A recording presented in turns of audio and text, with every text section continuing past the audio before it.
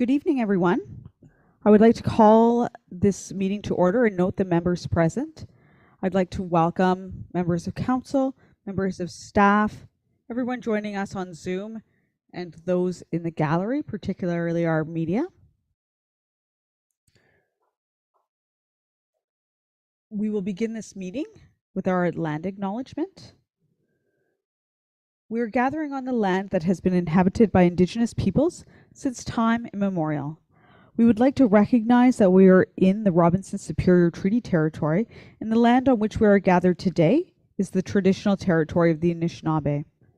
Specifically, we acknowledge the neighboring community of Mishkon First Nation, for whom we have great respect. We also recognize the contributions of all Indigenous people, including the Métis, in shaping and strengthening the community and province of Ontario. Thank you, and miigwech. We will now move on to item number 2, disclosure of pecuniary interest. Hearing and seeing none, we will move on to approval of the agenda. Moved by Councillor Hoffman, seconded by Councillor Cannon. Resolved that the agenda for the special meeting of council scheduled for Tuesday, September 26, 2023 be approved as presented. All in favor? Carried. There are no delegations or presentations. Item number 5, announcements and giving of notice. Does anybody have any announcements? Seeing none, I would like to make 2 announcements. I would like to acknowledge that yesterday, September 25th, was Franco-Ontarian Day, which is a day to celebrate the long-standing history of and contributions of French-speaking Ontarians. So, merci beaucoup to everybody who is a francophone and who speaks French in Ontario. And I would also like to acknowledge that September 30th is the National Day for Truth and Reconciliation. Certainly, I will be acknowledging and recognizing that day, and I hope that all of everyone else will be as well. We will now move on to item number 6, new business. 6.1, capital budget presentation. Manuela, I assume that you'll take the lead on this presentation.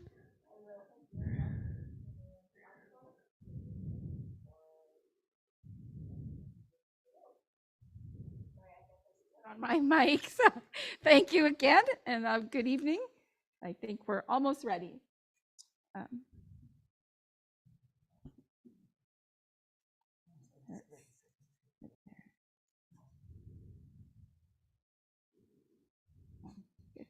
Okay, so this evening we're presenting the 2024 to 2027 capital budget. So just keep in mind, this is a multi-year budget with our focus on 2024 and recommendations for 25 through to 27, which would be reviewed and adjusted annually to meet economic conditions and any other factors that might affect those budgets. So the first considerations that we gave when looking at the 2024, preparing the 2024 capital budget, some of the considerations we gave were the goal for the 2024 was to align the budget goals to the mission and vision statements for the town. So council earlier this year redid their strategic plan and refreshed their vision and mission statements. So I really tried to focus on being sustainable, affordable, and necessary, which were the core with our core municipal services, which was part of the mission statement that council had submitted, and part of the vision statement that council wanted to include in their strategic plan was meeting community needs through financial prudence. So I tried to keep this in mind, looking for opportunities where we could maximize grants and keep our taxation at bay and possibly use but replenish our reserves. So revenues, we need to maximize the use of reserves and grants to keep the property tax increases to a reasonable amount, just more or less what I've just said. So again, keeping in line with the mission and vision statements. 2024 challenges, really, I'm not considering revenue as a big challenge for us, but expenses, of course, with changing economic times, my focus was on expenditures and how can we minimize those expenditures. Also, as part of the expenditures, we need to look at what circumstances are going to affect us in 2024 and beyond. So even though this is a capital budget, we do have to think about operations, and because they impact capital and how it works. So what's going to affect our budget there? My big concern is 2024 is negotiations. So when I look at the trends throughout the province and the country, negotiations have been pretty heavy. So I think that's going to be a challenge for us, and we need to keep it in mind when we're looking at this capital budget as well. 2024 to 27, this is going to be really our first, although we've had a few years with practice runs as a multi-year budget, this is our first true multi-year budget. So we're asking you to accept our plans for 2024 to 2027, keeping in mind that for every year we're going to review. So in 25, we will review what we have planned for 25 and just make sure that we can still accomplish that, take into consideration any economic factors, good and bad, that's going to adjust that, and the same in 25, 26, 27. And then, of course, future needs. The budget will emphasize the relationship between expected service levels and the costs required to provide them. So we might have to look at how we do things and why we do things, not just that we do things. So WAWA strategic plan. Manuela, List of priorities. can I ask a question? You mentioned that negotiations might be an issue or a focus. Can I ask you to expand on that? What type of negotiations are you referring to? Oh, sorry. Our union employees contract is up for negotiations in 2024, and that could really greatly impact what we will or won't be able to do depending on the outcome of those negotiations. Okay, thank you. So the strategic plan, the new strategic plan, set out key priorities, being infrastructure improvement. So we tried to focus on that, and I think every department really has made some improvements. So you'll see that throughout the budget. Tourism and economic development was a priority, and we've made some improvements to the Tourist Information Center, as you'll see in future slides, and the community improvement plan is also part of this budget. Government operations, this budget includes an organization review, which will address government operations and human resources. Long-term financial planning. So I said this is our first true multi-year budget. So we focused on putting our budget out over 4 years. We've also focused on some long-term goals. So you'll see there's a brownfield section, and we'll explain that later on. That's not an impact for 1 year, that's an impact for many years. The long-term planning section, which we've been slowly growing over the last few years, definitely lends to long-term planning. Programs and services. So the first one that came to mind for me was the electric accessible van. So that's going to be going forward, hopefully in 2024, to improve that service and reduce the costs. So just a quick recap, this is the new WAWA strategic plan. So I tried to make sure that we covered all the areas in the plan. The first one was the update to the asset management plan, the condition assessments and levels of service. That will most likely be presented to council this October, so we've almost achieved that one. The increased annual funding and capital reserves, you'll see that throughout this presentation. The implementation of capital recommendations from the water and wastewater master plan is also part of the 2024, as well as 25, 6, and 7. Complete and conceptual design with cost estimates and financing for the upgrade of the town hall. That's also part of this, as well as the fire hall. Restore access to Wawa Creek at Valley Park Walking Trail and implement upgrades. This is a subject to funding, so it's not a recommended, but it is in the subject to funding section. If we can find funding and council is in agreement, then we can move forward with that project. We're pursuing funding to complete upgrades and improve the community HVAC system. So Alex will speak to this in some of his slides. So we've achieved some of it, and we're still pursuing other parts of it. So complete the conceptual design and cost estimates for the upgrade to the fire hall. So just a quick overview, 2024 budget. 2022, overall, we had an operating surplus of $472,000 and approximately. Water and wastewater deficit, though, was included in that of $135,000. That was made up primarily of a few, they weren't normal operations. So we had some manholes that failed, and there was a substantial cost in repairing those manholes, and it was an emergency. We couldn't leave the manholes not repaired and collapsing. There was also a plan. So it's just the nature of the accounting of some of this. There was a plan in the capital in 2022 that had to be moved into operating because of plan. The water and wastewater master plan is a much needed plan, and it does pave a road for the future, but it is not an asset. It's a piece of paper that sits on the shelf and directs us and gives us information, and it's presented to us by an engineer, and it's a good quality plan that leads us in a good direction, but it is definitely not an asset. So we had to pull it into operating, and that helped, that contributed to the deficit.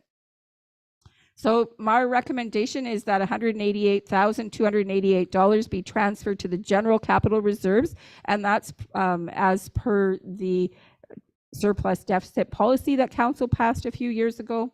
And in addition, $47,207 to be set aside as part of the tax rate stabilization reserve. And then I wanted to point out as a good news story, in 2022, the airport alone had a surplus of $249,622. So a little bit more than half of our surplus was due to our airport. So I wanted to reward that good work. We cannot find funding for airport equipment. Our airport equipment is very old. I think we have 10 flights a week now coming into the airport, so it's a very well used airport. We want to keep people safe. So the recommendation is to take $200,000 of that surplus and set it aside specifically for the airport to be used probably right away in 2024. $36,000 is the remaining, and my recommendation is to transfer it to the water and wastewater rate stabilization reserve to kind of help offset those unexpected occurrences.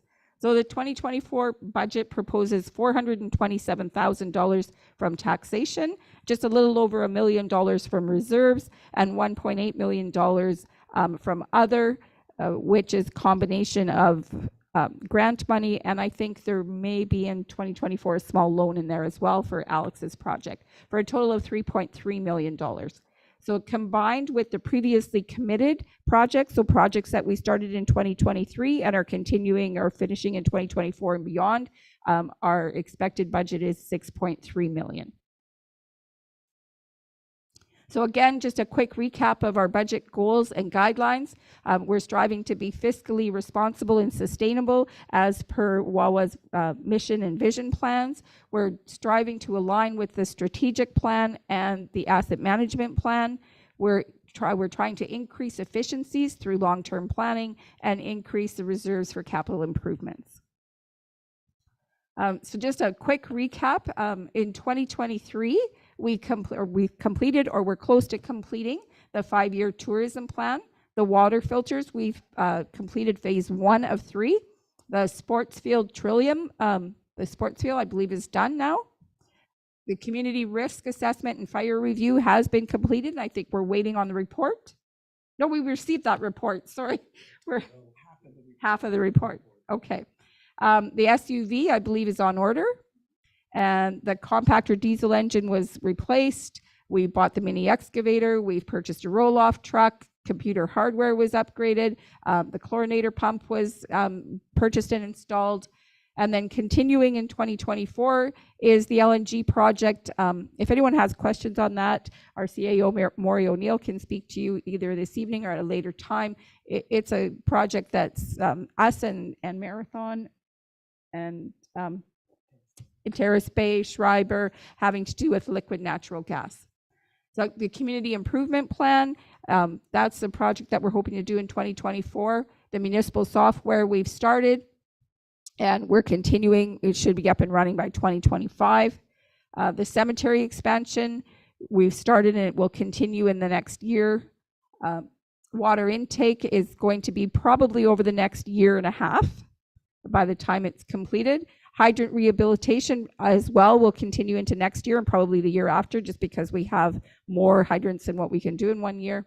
The water treatment filters will go into 24 and 25, and the landfill expansion will be ongoing. So our recommended projects, I won't go through them because everybody's going to speak to them this evening. So I just put this slide in here as a quick information. If you want to refer back to it at any time, I believe there's 2 because we have many projects that we're planning on doing in 2024. So everybody's going to be very busy.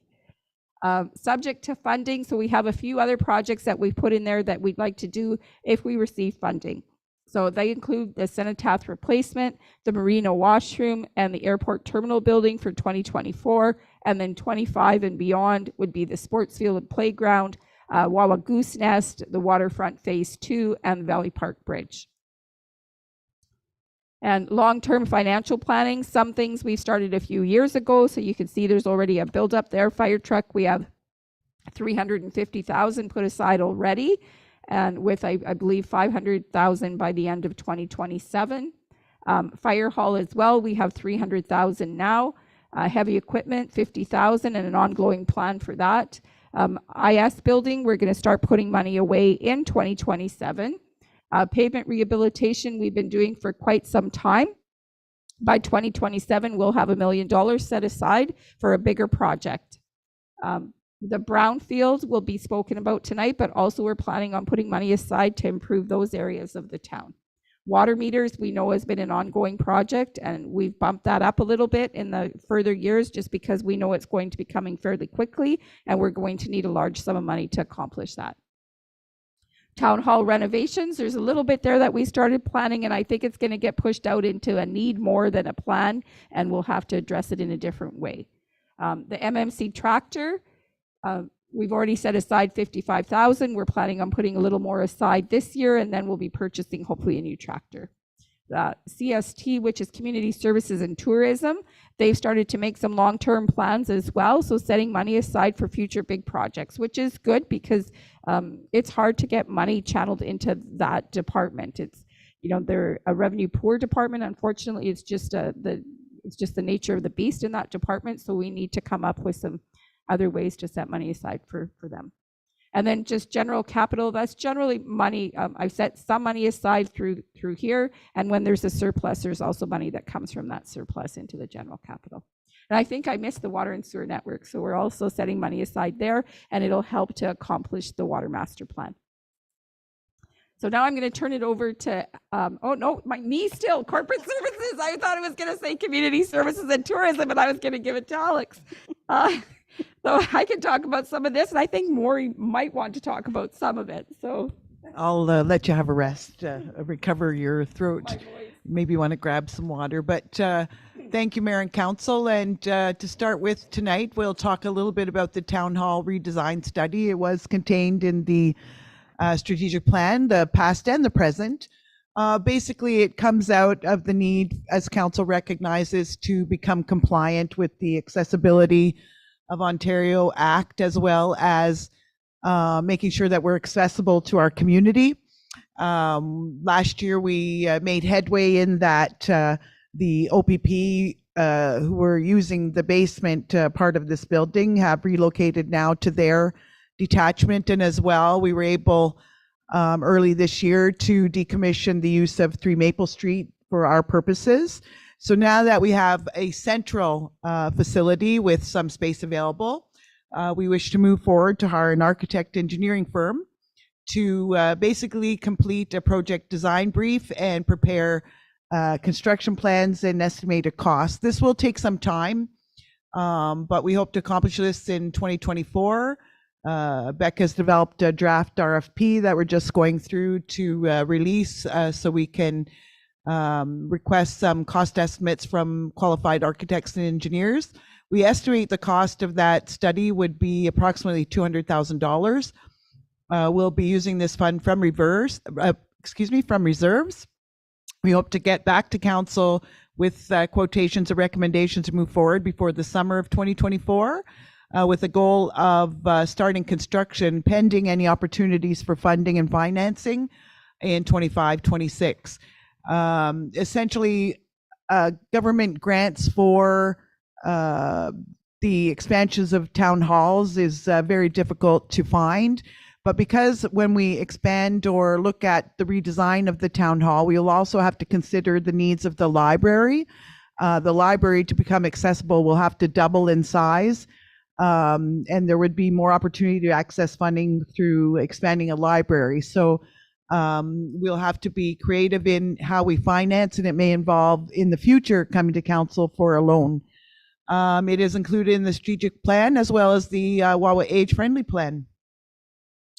As council included in its strategic plan, we have included the funding required to do an organizational review. When I say organizational review, it'd be looking at the municipality in terms of its workforce and some human resource components, including updating our job descriptions, reviewing our pay equity plan to ensure it's in compliance. So we've set aside $135,000 in 2024 to undertake a review with a third-party consultant. Again, we'd be looking at money from reserves and taxation, with quotations for the organizational review coming back to council before mid-2024. And this strategy would probably take 24 and the beginning of 25 to complete. Staff has developed a draft RFP looking for consultants, and it's under review. We may be able to bring at least the RFP for council's consideration back to council before the end of December.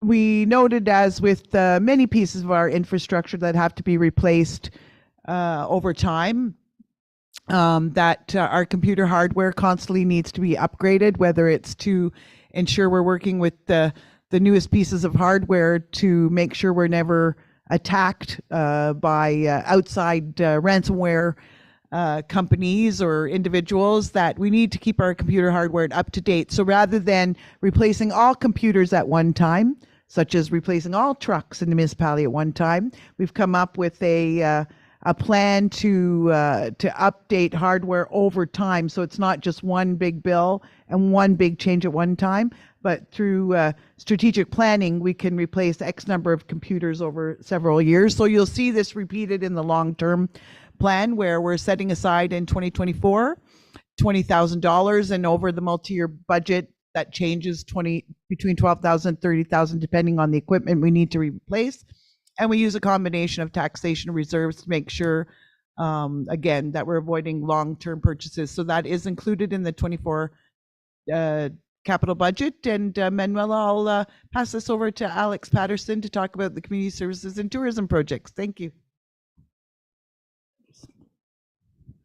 Okay, so the first two projects that we have under our department is something council will be fairly familiar with. These were subject to the most recent NOHSC applications, being phase 1 and phase 2 for the community center modernization project. The digits on the side are simply for my reference. They're the project numbers from the NOHSC, because it's going to be difficult for me to track two projects in one building doing different things without using that. So essentially the phase 1 is all of the fun, exciting stuff. So that's the things that most people will see on a regular basis. That includes upgrades to the banquet and lounge flooring. That includes the outdoor sign. It includes a little bit of a lobby redesign, which includes tourist information for when the tourist information center is closed seasonally, as well as the gym and dance renovations, which is going to be subject to some community consultation. But essentially what it looks at is expansion of the gym specifically, as we're getting more users than we can actually fit in that facility. And so there exists a demand in our community that we're looking to satisfy. This project has been funded 75%, so we got $375,000 of funding from the NOHFC for a total project cost of $500,000. I've put some notes there, but essentially the short-term benefit is the one we're going to see the most. By expanding the space, we expect to expand the amount of people using the gym, because we've had some people turned off in recent years by how busy it is, which is typically a good problem to have, but not when you lose members. So that's going to probably be the number one thing that we'll see in the books, is an expansion of the revenue of the gym. You can go to the next slide, please. Yeah, go ahead. Yeah, thank you. Councillor Hatfield, do you have a question?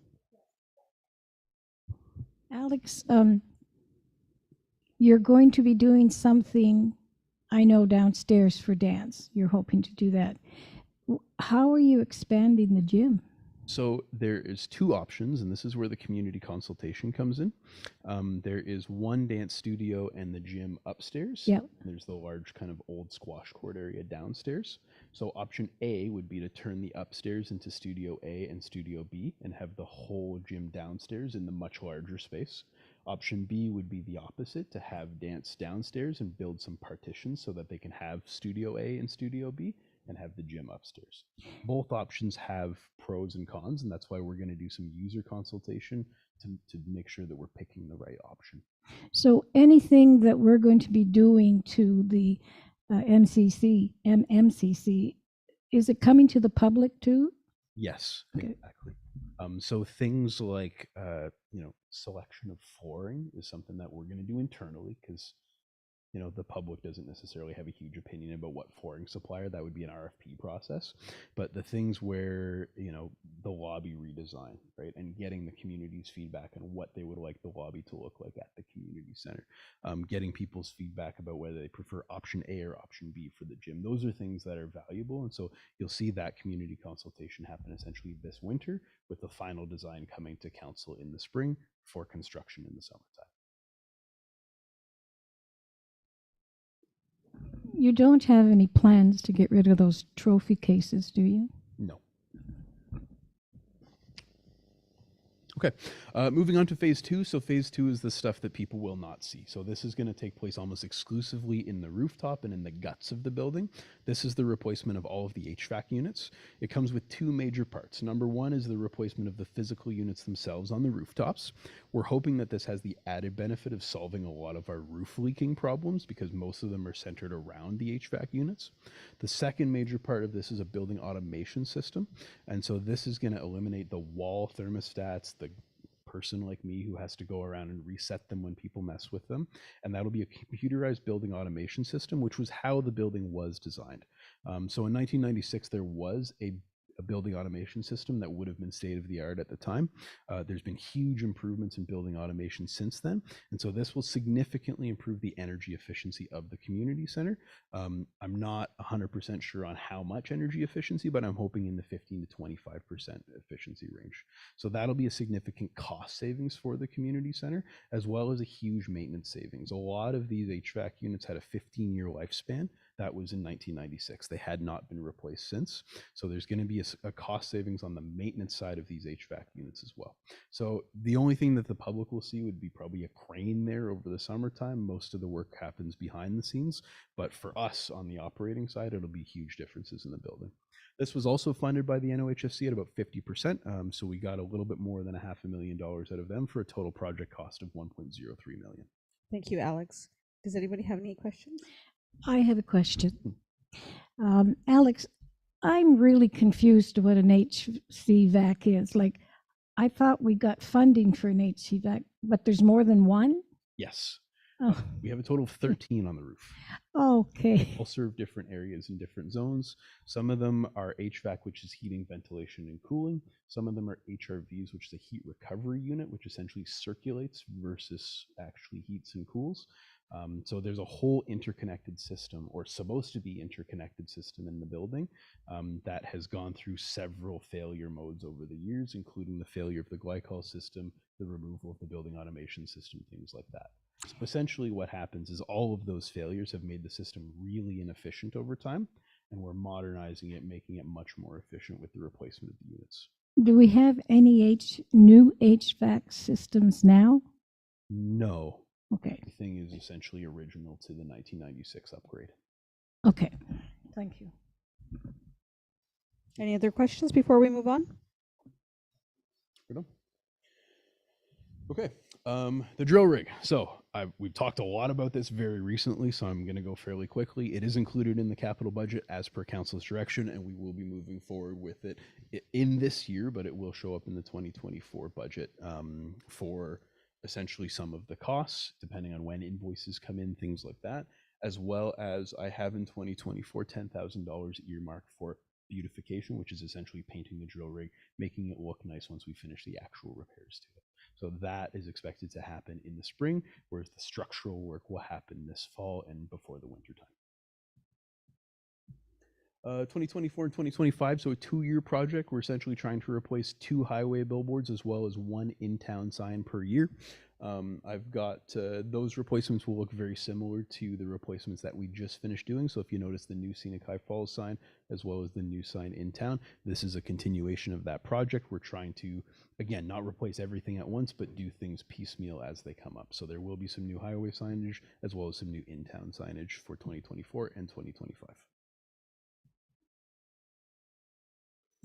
Next one is community center improvements. So these are the bits and pieces that we either struggle to find funding for, no funding exists because they're very specific maintenance items, or weren't included in a variety of other projects. So this is the catch-all for them. These are things that still need to be done at the community center, but they aren't included in the previous projects that I talked about.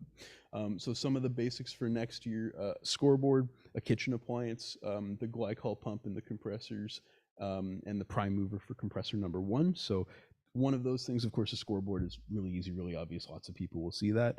We're going to try and pursue some funding from that, from a local mine, essentially, to try and get some sponsorship there. A kitchen appliance is really simple. It's just the dishwasher because it's been in a fail state for several years now. The glycol pump is the last glycol pump we need to do on that replacement schedule. So we've replaced the curling one, we've replaced the fast one. Now we're replacing the slow one, which essentially acts as the backup pump, as well as we're redoing some of the piping to allow us to use different pumps for different areas so that, for example, right now, if the curling pump fails, curling would go down. With a little bit of rejigging that's not super expensive, we can have the slow pump act as a backup for both the hockey side and the curling side, which will just give us a little bit of an extra safety net. And then the last one on there is the prime mover for compressor number 1. We had compressor number 2's prime mover fail a couple years ago.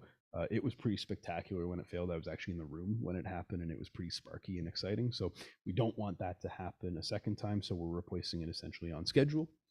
For 2025, the focus is going to be on the washrooms. So they were not included in the NOHFC projects, but they need some work done to them. And of course, you beautify the lobby, you make everything look nice, you walk into some old washrooms, it just doesn't jive very well. So that'll be for 2025. 2026 is compressor number 1. The compressors have a 20-year lifespan. They were done in 1996. We've been very lucky with them so far. We've had a really good preventative maintenance schedule. We've kept up on them, but it's getting to the point where preventative maintenance is costing more than a new compressor would, and there's much more energy efficient models now. So the idea is to replace 1 a year, 1 in 2026 and 1 in 2027. In 2026, we also have the north hallway to do. We've done the south hallway flooring now, so now it's time for the north hallway, which is in much better condition. It gets used less, so it's okay to bump it off a couple years. And then the header, which is basically that place that people stand on right in front of the rink, is called the header trench. It's where all the pipes are underneath. That flooring would be redone as well, so all of the flooring matches and is up to date. And then the last one is the glycol loop. So we have a bunch of new things in the compressor room now, but a lot of that piping is old piping. It's starting to rust and become an issue. So it's just a small section of piping to be replaced, which is similar to what we did to, for example, the suction header a couple years ago, the discharge header this year. Tractor, again, so that's a piece of equipment that we've actually put off for a couple years now. We've been saving it for a couple years. We were going to replace the reels a couple years ago, but we managed to get them repaired instead, and so we used a lot of that extra money that we budgeted to put into a reserve for the tractor. So it is coming due now based on the asset management plan, and that's something that we're expecting to do in 2025. That may or may not have some flexibility to it based on how our mechanic feels about it, but we try our best to keep it maintained as best we can.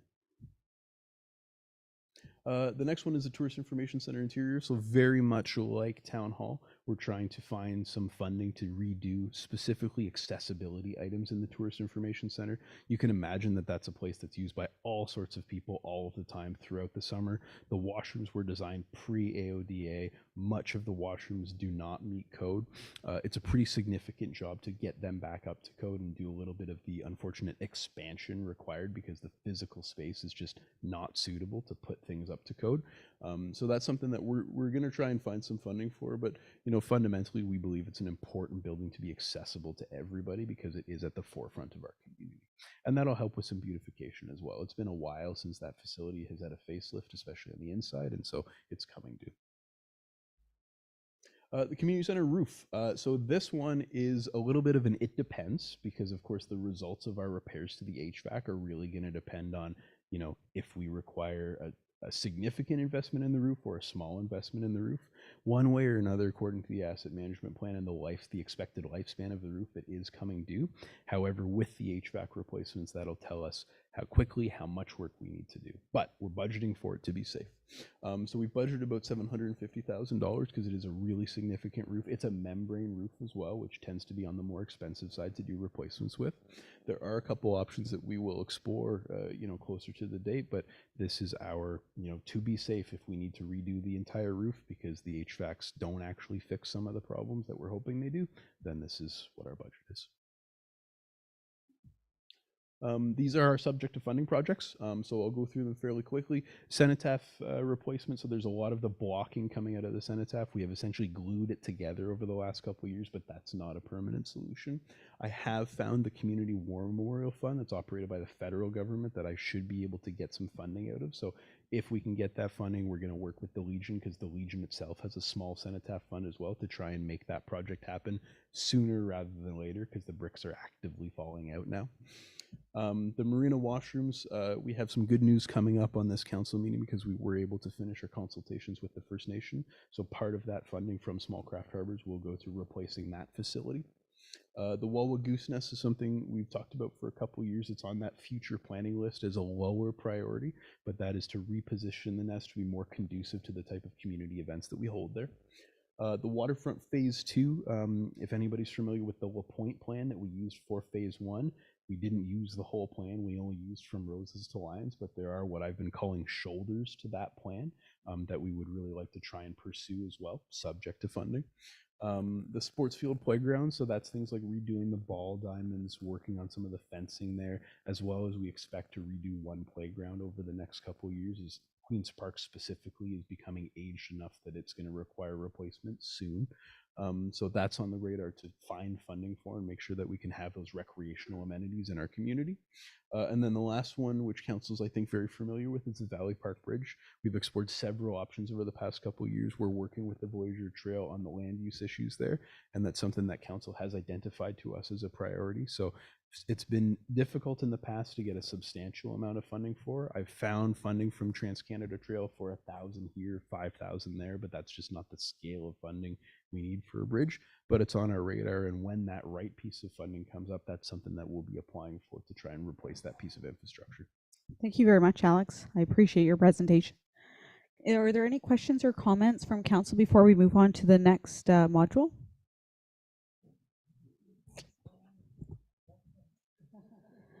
Thank you very much. Alex, I did have a few comments.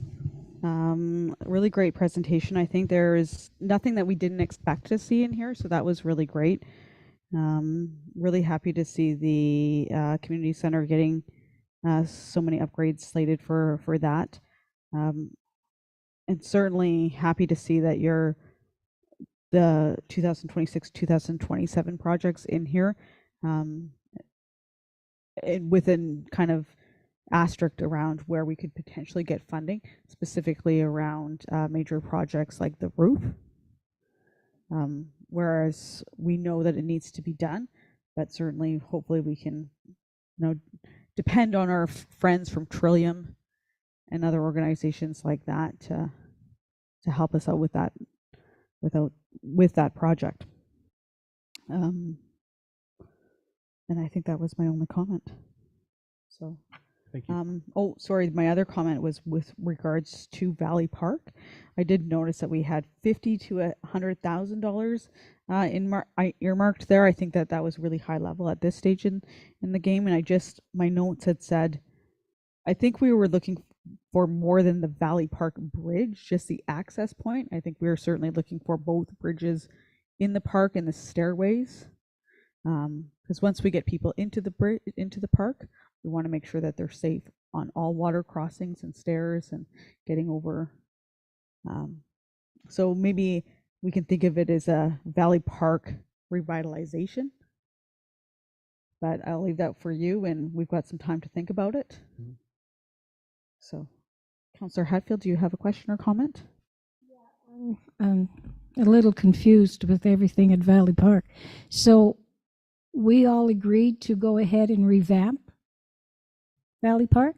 we did agree, and council agreed to include Valley Park land permitting in the strategic plan. Okay, but I thought we were going to talk more about it. So it's a decision made that we are going to revamp Valley Park? I'm going to say that from my recollection, I'm to report back to council once certain issues have been resolved. So I wouldn't say that anything is a done deal yet.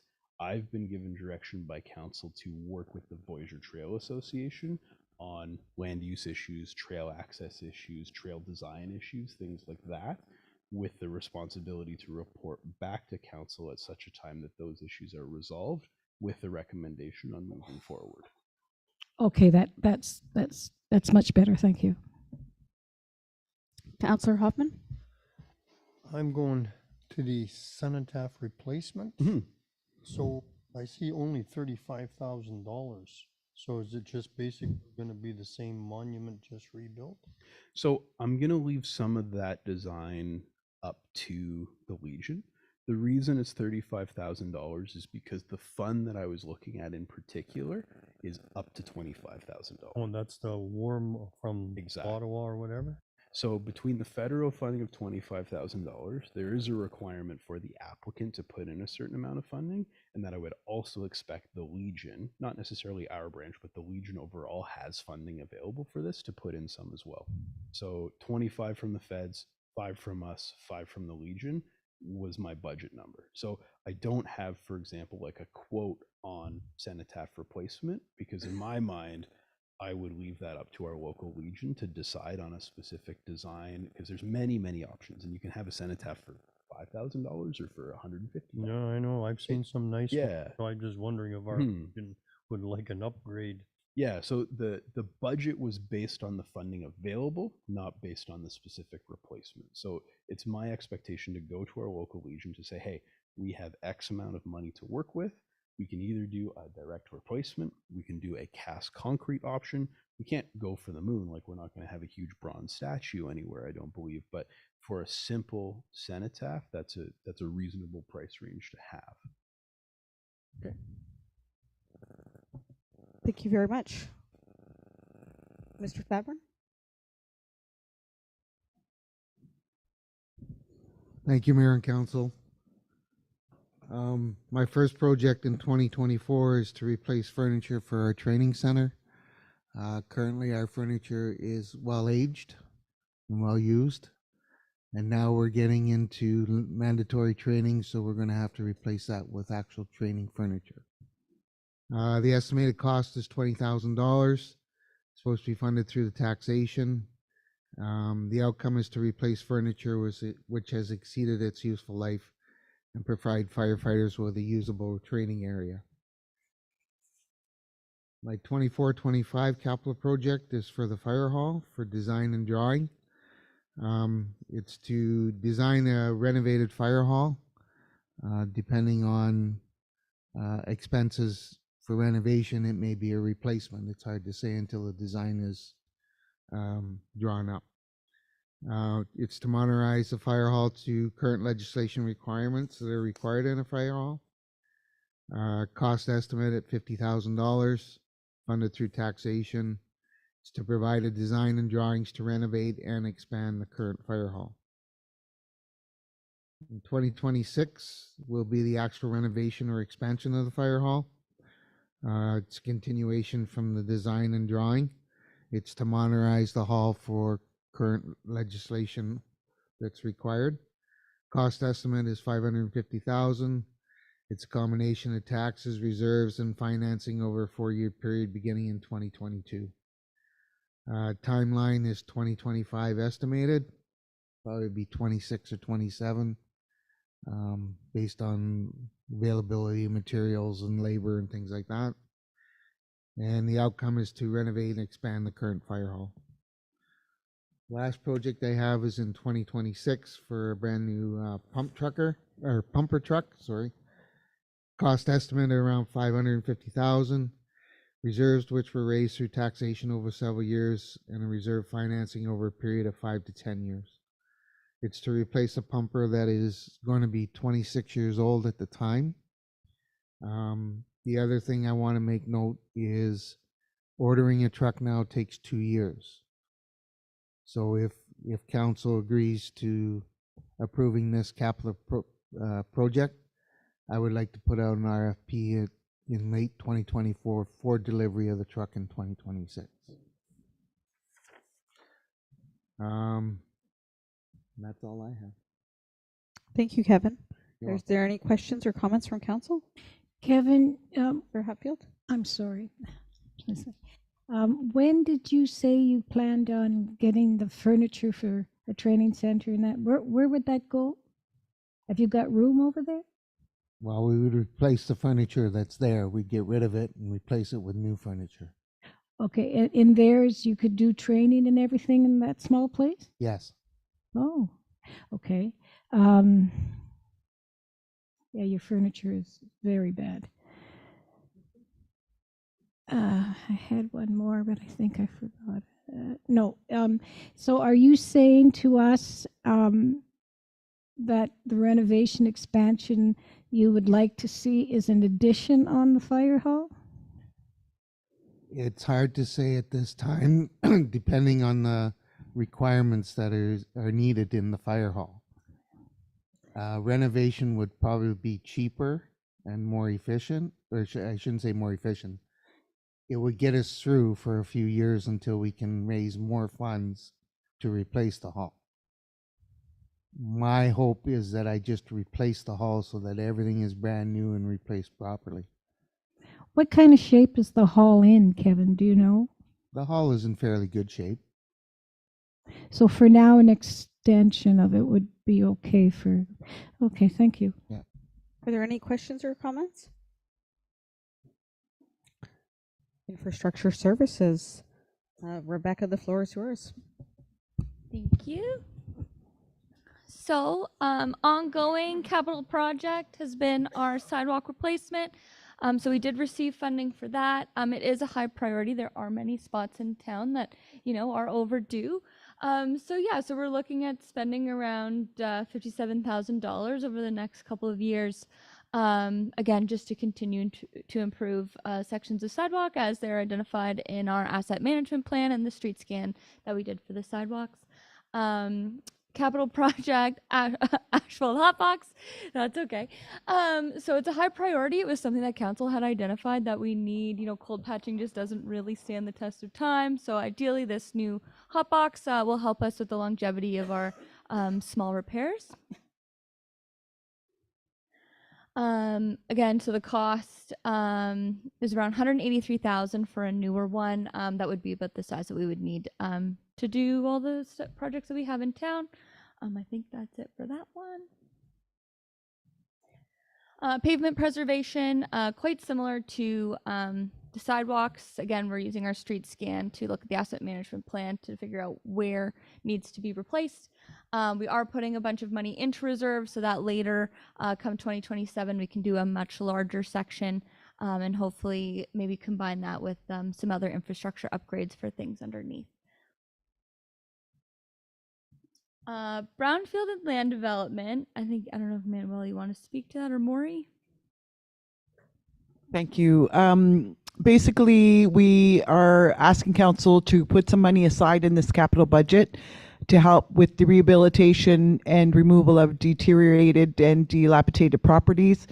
Council heard that from the community, and I believe it's part of the strategic plan, but some of these properties have fallen into disarray, and money has to be put aside over a few years.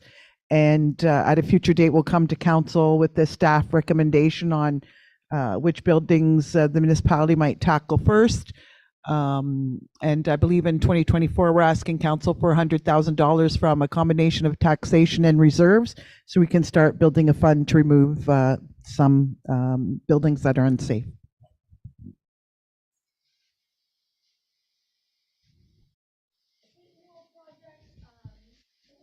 Can I just As question to Maury? Certainly, go ahead, Councillor. You said about this brownfield land develop. Are you saying in the housing plan, it talks about this and you're giving incentives and everything for people to take care of these buildings. But in this, you're saying that we're going to take them down? It is a complex process, and at present, the municipality doesn't own the properties that council has heard about from the community in terms of dilapidated buildings that are not very pleasing to the eye as people enter into the community from either direction of Highway 17. So the properties aren't owned by us, and so there is some processes going on. One of those processes is there'll be an upcoming tax sale. So on some of the properties, if taxes haven't been paid for a period of time, council will authorize a process to have a public procedure where people can bid on these properties.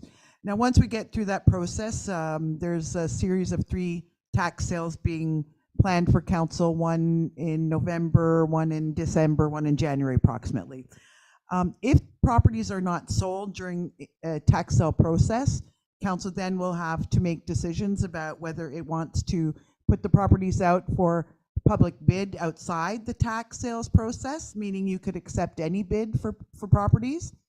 But in the event there are properties that no member of the public makes a bid on, then staff will come to council and make a recommendation on whether council should take ownership of the building. So even though a property goes through tax sales process, we don't take ownership of the property.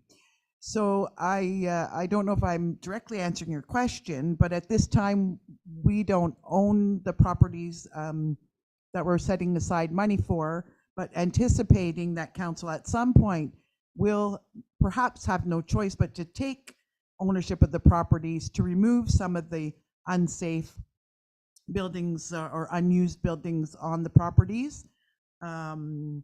That's what I'm discussing. But in terms of brownfields, we have included in the housing plan and made some suggestions in the draft housing plan to council that at some point council may wish to set aside a fund that people who take on brownfield properties. Now, brownfield properties are defined as former properties used for gas stations, properties used for industrial uses that may or may not have, but have had some negative impact on the property in terms of the environmental side. So council is permitted under the Municipal Act, where it's very restricted to give any kind of money or bonusing under the Municipal Act for developers of properties. It is permitted to give incentives to people who take on properties where there might have been a former gas station or some kind of industrial use. So when we use the term here tonight for, maybe we should have used a different term, but when we talk about saving money for brownfields, we are talking about actually a fund that the municipality could go to have buildings removed. Thank you.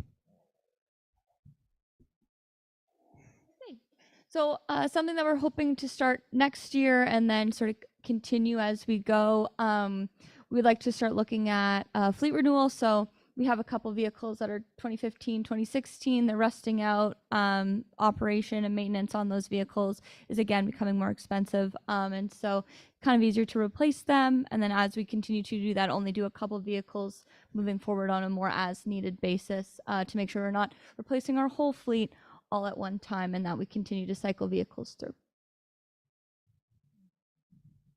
Councillor Cannon, do you have a question? So you're saying these vehicles you're starting to want to replace, they're not even 10 years old.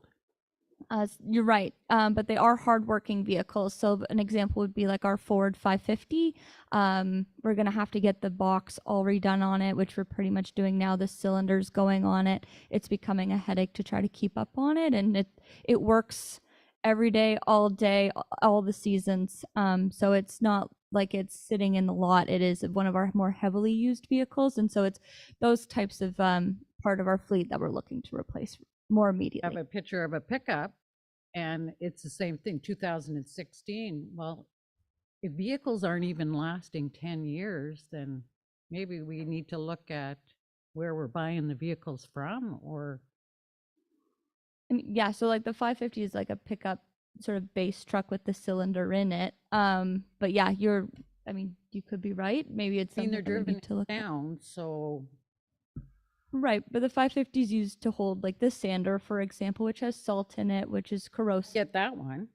And I know vehicles have to be replaced, and you're just saving money to replace these vehicles. But when you look at the years, and then you look at, you're starting, it's not even 10 years old, and we're having to replace these vehicles. Like, I mean, Do you have a question, Councillor Cannon? well, I just think we need to look at other things then, like for these vehicles, if they're not even going to last, like if they're rusting out, or if they're to make them last a little bit longer. Like, Yeah, I don't know if now's not the time to talk about enterprise. We could, I guess, okay. Well, we can look. So one thing that we had looked into last year was Enterprise actually offers a really interesting program where they cycle vehicles through for municipalities. So I know, for example, like the municipality of Meaford has a program with them.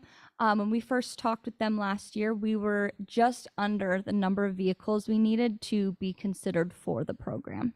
So that bottom line number does change. It is something that we can talk to Enterprise again about, just because, as times change, different municipalities have different needs. So we could approach them again and take another look at maybe we can jump on board, and they've got this sort of sweet spot of so many years, so many kilometers, that they would look at switching vehicles out for us, and they take care of the purchase and selling and all of that. So that is another option that we can definitely continue to pursue. It's just that at the time last year we didn't qualify because we didn't have the right number of trucks. okay, thank you. Councillor Well, Hoffman? I don't know if it's a question. I'm trying to answer Councillor Cannon here, because with rusting out, okay, I have a truck. It's 10 years old. It looks like it's brand new, but I get it undercoated every year. I don't know if that's feasible with our trucks, or, because will the oiling, because these trucks are used so much, will the oiling wear off within a year or less than a year or whatever? But I know oiling works on my truck. Thank you very much for the comments. And I just want to remind council again, we're really kind of veering off into the operational decision-making process, which is the staff's area of expertise. Councillor Hatfield? If I could ask a question now. How many vehicles, Becca, did you say you needed? I believe Enterprise told us that we needed a minimum of 20, and I think we sit around like 15 if you count everything all together.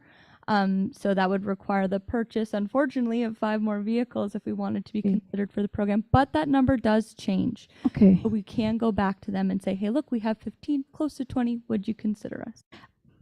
If that, like right now, you're talking about how many vehicles without going into Enterprise? How many? 3?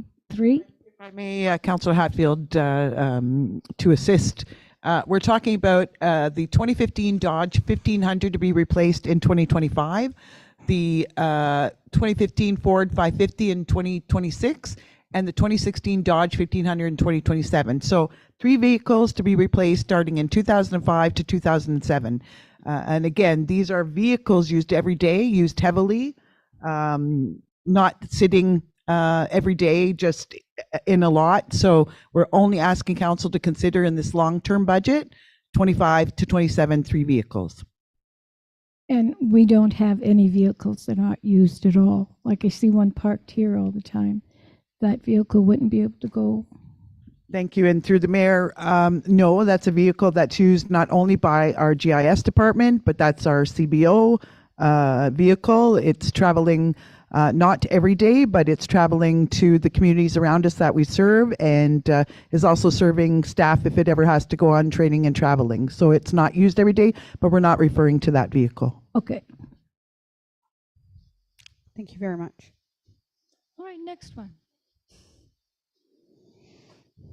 All right, so the electric accessible van. So this is something that, again, through the strategic plan was identified as something by Mayor and Council as something that we want to move forward with, and staff.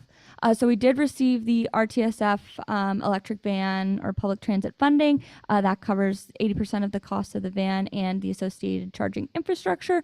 So we just received the paperwork for the contribution agreement. So we're working on getting that finalized so we can get this project up and rolling for 2024. Another one that's coming up is our John Deere loader. We need a new loader at the airport. Our John Deere loader right now at the shop is also several years old. And just to give you context, the last time we had a new loader at the airport was 1997. So it's time, we're due.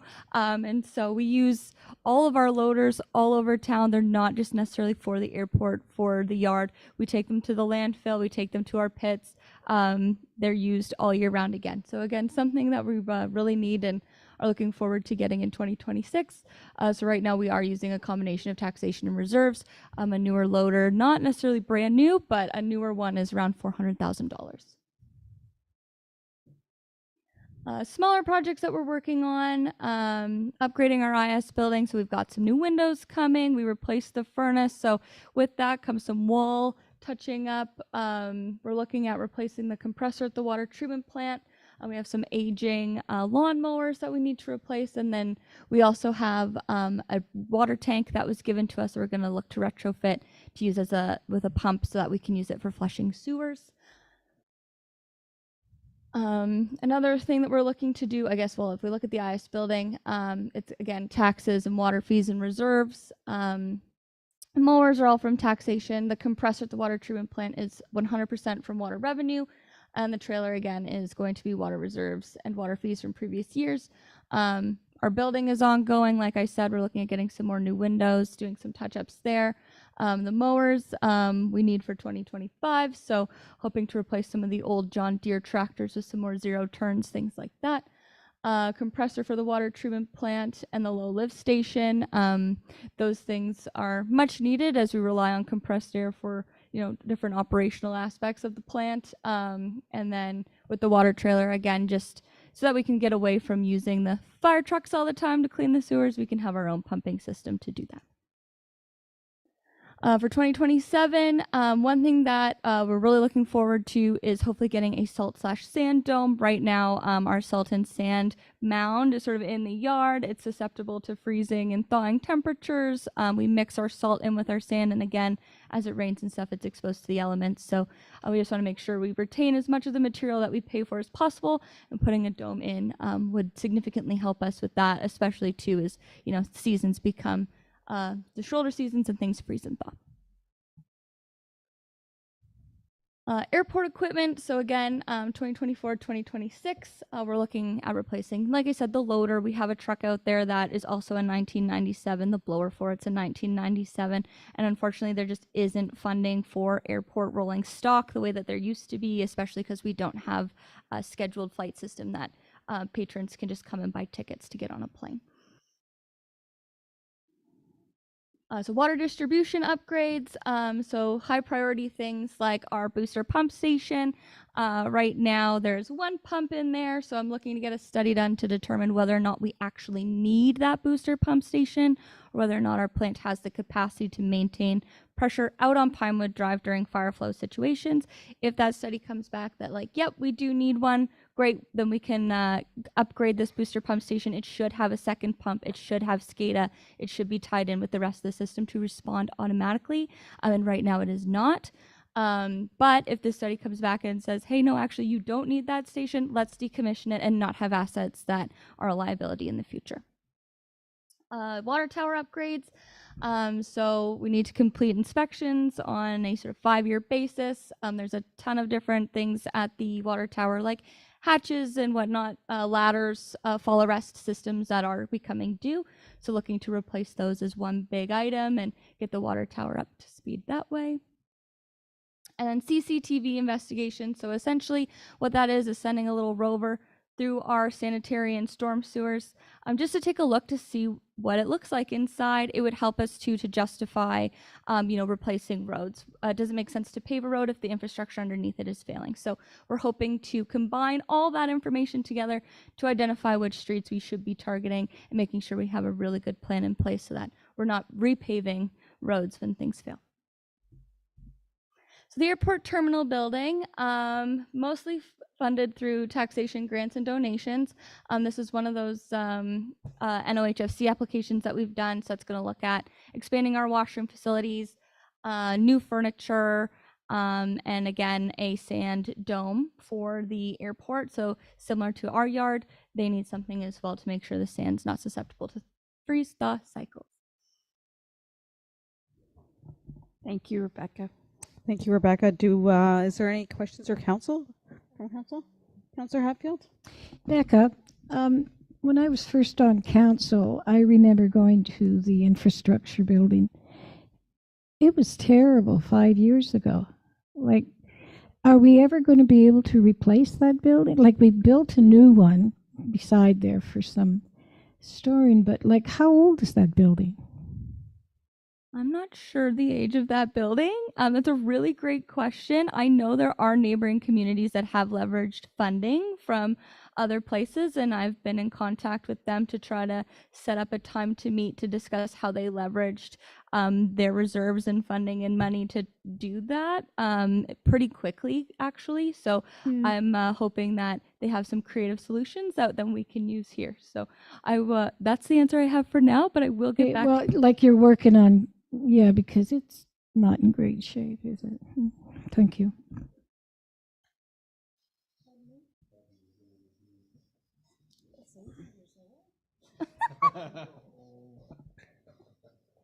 Are there any other questions or comments from council? Hearing none, thank you very much, Rebecca, for your presentation. It was really great. Again, nice to see that we've got a lot of big plans for our infrastructure, particularly our airport, as it seems like our airport is funding a lot of these big projects. So nice to see that, and it's nice to see that we're really heavily investing in our water and wastewater infrastructure. As we all know, that's so important to the health and safety of our community. So, and now I guess we'll move on. Manuela, I feel like this is your slide. It is. Thank you very much. So this is just a quick recap of what we have planned for 25, 26, 27. So I think all the directors spoke to these. I won't go over them, but it's a nice summary for council if they want to refer to it in the future. So I think the biggest thing to take away here is that we're being consistent with our spending. So in 2025, we're looking at just over 3 million.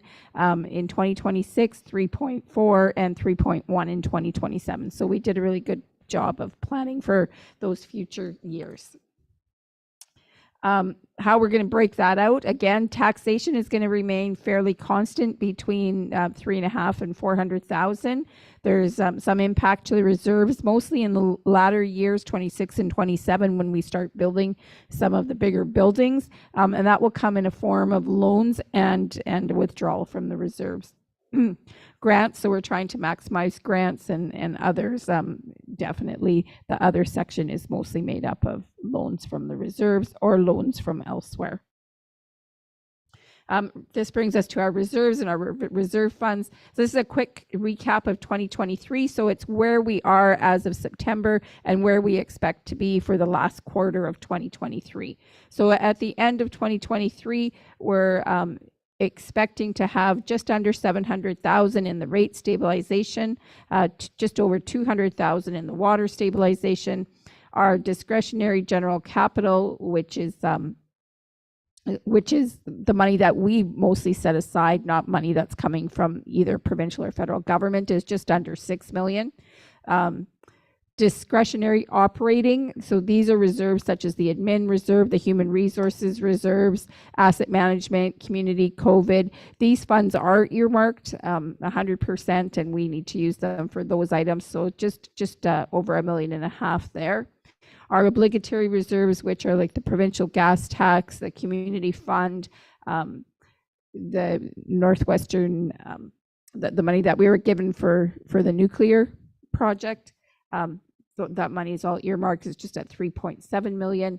And the debenture for the MMCC, there's 414,000 still owing at the end of this year. That will be paid off in 2025. So what we're expecting to happen in 24, 6, and 7, the reserves will stay pretty close to where they are, 11.8 million in 2024, down a little bit in 2025. Sorry, I'm looking at the beginning of balances. So 11.3 million at the end of the year for 2024, 12.3 in 2025, 12.1 in 2026, and 11.2 in 2027. So when you truly look at those numbers, I just like council to keep in mind that out of that 11 or 12 million, in 2024, 6.4 million is committed to, is either obligated by legislation or committed through this budget. By the end of 2025, that number is 6.6 million. In 2026, 7.1, and in 2027, 6.8. And then just the timelines for our budget. So September 26th, this evening was a presentation to council. Public input period is September 27th to October 25th. So if council needs clarification or would wishes to have clarification on any of these items or a second session, we can certainly do that in that 1 month period. If you have specific questions around any of the projects, you feel that something should be added or taken away or edited, that would be the time in which to do that. We're hoping to obtain council approval in principle on November 7th. To present the 2024 operating budget on November 14th, hold input period from November 15th to December 5th, and then have both budgets approved on the December 12th meeting. And that's it, unless we have questions. Questions, comments from council? Councillor Hatfield? Manuela, you said this is the first time that we've gone that far, like 2027, like all that. And I'm really excited about that. And Daniel, I certainly hope you understand everything we've done. I just think it's fabulous. I really do. Thank you. Thank you. Councillor Cannon? I agree with Councillor Hatfield. This is an excellent budget. Well done, all of you. Any other questions? Manuela, I think this is a question for Maury. The one note that I did make, that a project that I was really hoping to see that we had discussed at a strategic planning meeting was development of industrial park. So that I was really hoping to see included. Certainly, I understand. I believe that that would be a desktop exercise to begin. But because it is a multi-year budget, I was hoping to see that in either 2024 or 2025, seeing as we only have, and more you can confirm, I believe we only have one lot left. And I believe that that will be a multi-year project. Again, Maury knows best. She did develop our current industrial park, which I believe was a multi-year undertaking. So if we were to start in 2024, I think we would be lucky if we had lots available for sale in 2028. Yes, Mayor, and thank you very much. We didn't include it, and we certainly will consider including it in the final draft of the capital budget to be presented to council. I believe there would be no costs associated in 2024 with us doing a desktop exercise. We do have land earmarked for an expansion. It's just a matter of some legal ingress-egress agreements that we have to develop. But certainly your point is taken, and we will consider putting aside some engineering fees and land development fees in 25 and 26. Thank you. Perfect. Thank you very much. So if there's no other questions or comments, I think that we can move on to item 6.2, the award for community improvement plan proposal.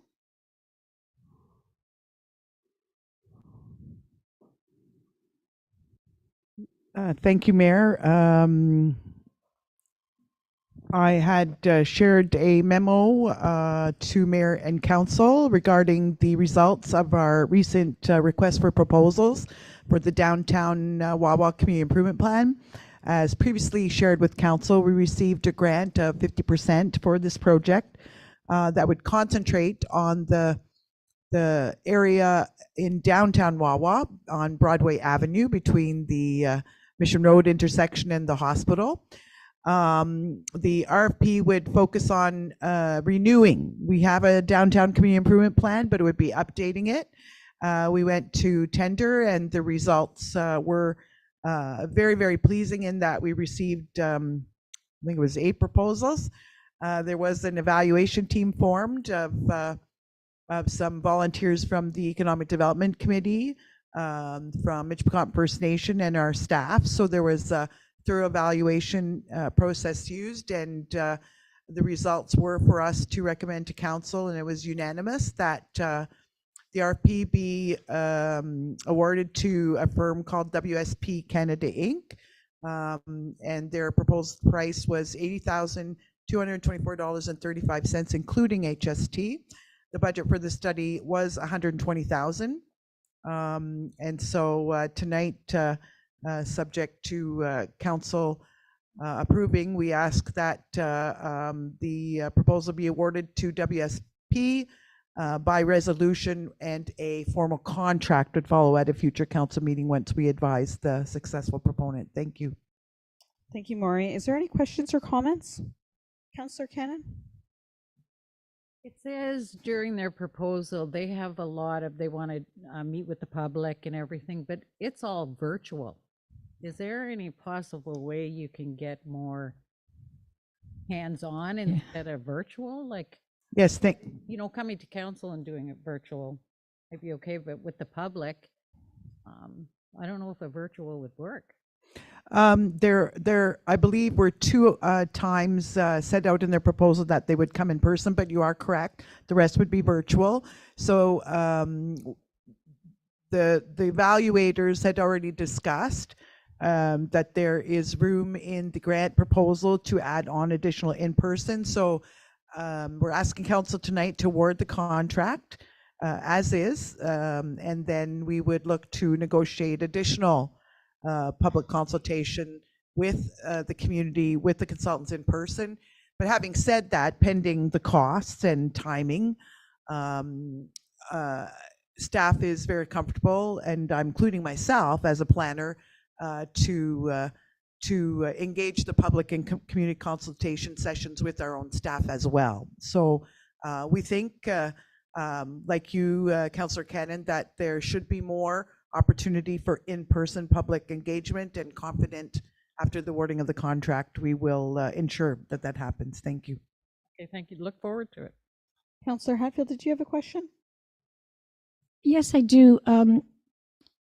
Maury, I knew everybody that belonged to that group except the one person that was the young man. Do we know him? Or? Yes, he lives in the community of Wawa, but also works for Michpicot First Nation, and he is a trained professional planner. So he had an interest in this this proposal, and an interest in assisting the community move forward with the project. So I was very pleased to see who they were. Thank you. Thank you. Any other questions or comments? Councillor Hoffman, Councillor Opato?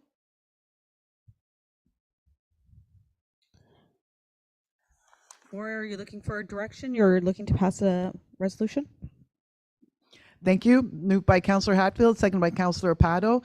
Whereas the municipality of Wawa has identified the need to update its downtown Wawa community improvement plan, and whereas the intent of the update is to re-examine the 2008 downtown Wawa CIP, specifically the area defined as Broadway Avenue, to ensure that the CIP aligns with Council's current strategic goals, including its desire to regenerate and reinforce downtown Wawa as a primary destination for retail business, apartment living, tourists to visit, to experience the culture and history of Wawa, and the community to feel a strong sense of place to participate in community activities and events.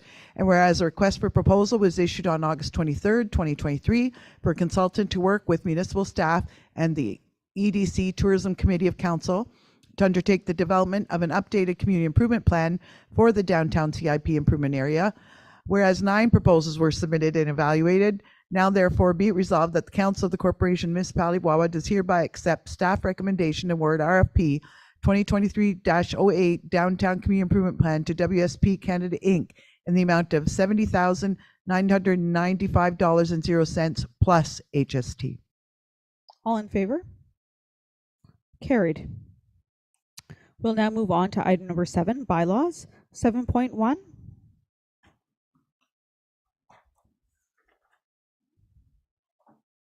Moved by Councillor Cannon, seconded by Councillor Hoffman, resolved that the following bylaws be introduced and read a first, second, and third time, and finally passed, and that the mayor and the clerk do sign and seal the same, any rule of this council to the contrary notwithstanding. Bylaw number 3633-23, to confirm the proceedings of council at its meeting held on the 26th day of September 2023, and bylaw number 3634-23, to enter into a memorandum of understanding with Michipicoten First Nation for the marina divestiture. All in favor? Carried. There are no items under section 8 or 9, so we will now move on to item number 10, adjournment. Moved by Councillor Pato, seconded by Councillor Hatfield, resolved that the meeting close at 7:50 p.m. All in favor? Carried.